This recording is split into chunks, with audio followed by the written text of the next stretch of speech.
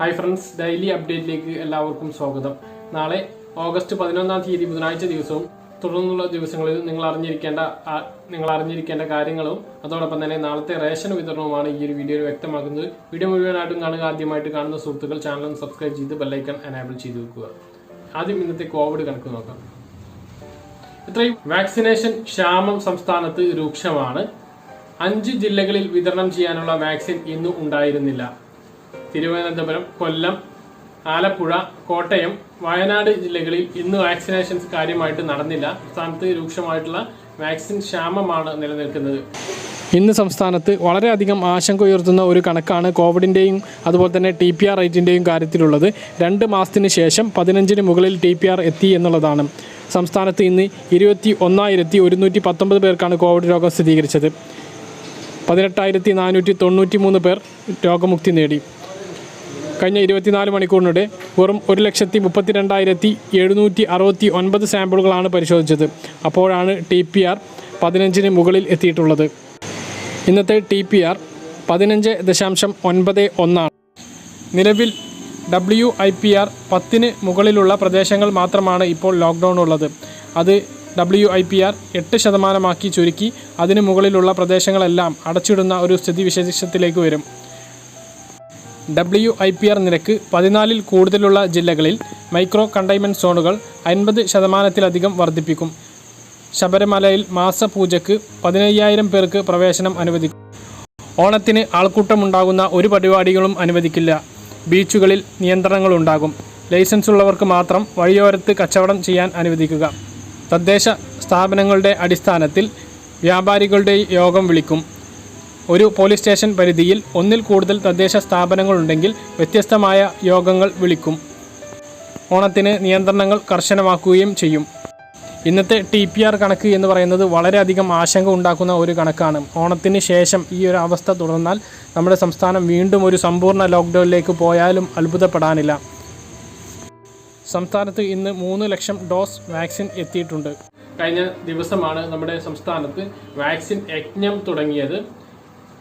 PG degree final year വിദ്യാർത്ഥികൾക്കും അതുപോലെ തന്നെ LP UP അധ്യാപകർക്കുമൊക്കെ ഇതിൻ്റെ വിതരണം തുടങ്ങിയിരുന്നു. പക്ഷേ ഈ ഒരു ക്ഷാമം മൂലം ഇതിപ്പോൾ ഒരു മന്ദഗതിയിലാണ്. ഈ മാസം 31-ന് മുമ്പ് വാക്സിൻ യജ്ഞത്തിലൂടെയും മെഗാ വാക്സിനേഷൻ ക്യാമ്പിലൂടെയും ആളുകൾക്കും വാക്സിനേഷൻ പൂർത്തിയാക്കുമെന്ന് മുഖ്യമന്ത്രി വ്യക്തമാക്കിയിട്ടുമുണ്ട്. പക്ഷേ ഈ ഒരു വാക്സിൻ ക്ഷാമം നിലനിൽക്കുന്ന ഒരു പശ്ചാത്തലത്തിൽ അത് എത്രത്തോളം വിജയകരമാകും എന്ന് അറിയില്ല. സംസ്ഥാനത്ത് 7 ദിവസവും ആഴ്ചയിൽ 7 ദിവസവും കടകളും സ്ഥാപനങ്ങളും തുറക്കാവുന്നതാണ്. വരുന്ന 2 ആഴ്ച ഇത് ഇങ്ങനെ തന്നെയായിരിക്കും. ഓഗസ്റ്റ് 15 ഞായറാഴ്ചയും 23 ഞായറാഴ്ചയും വാരാന്ത്യ ലോക്ക്ഡൌൺ ഉണ്ടായിരിക്കുന്നതല്ല.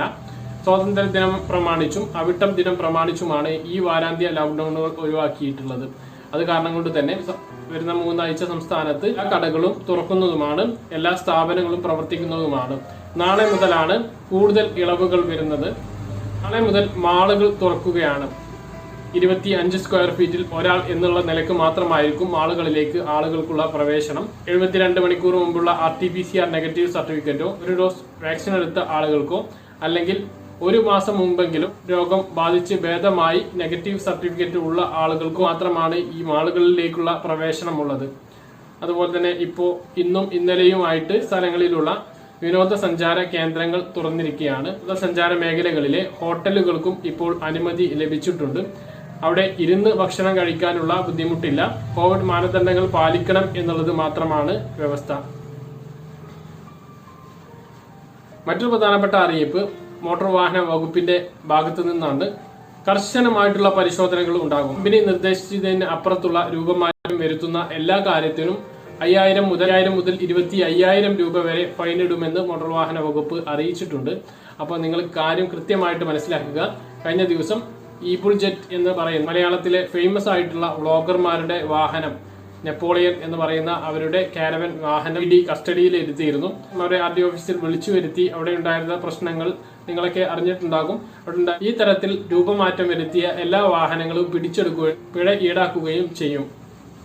സംസ്ഥാനത്ത് സ്കൂളുകൾ തുറക്കവുമായി ബന്ധപ്പെട്ട് ഇന്നലെ വിദ്യാഭ്യാസ മന്ത്രി ഒരു അറിയിപ്പ് നൽകിയിരുന്നു. കേന്ദ്രത്തിന്റെ നിർദ്ദേശം ലഭിച്ചാൽ ഉടനെ നമ്മുടെ സ്കൂളുകൾ ഏറ്റവും ആദ്യത്തെ തുറക്കുമെന്നാണ് വിദ്യാഭ്യാസ മന്ത്രി പറഞ്ഞിരുന്നത്. കേന്ദ്രം പറഞ്ഞിരിക്കുന്നത് ഓരോ സംസ്ഥാനത്തിനും ഉചിതമായിട്ടുള്ള തീരുമാനങ്ങൾ എടുക്കാം എന്നാണ്.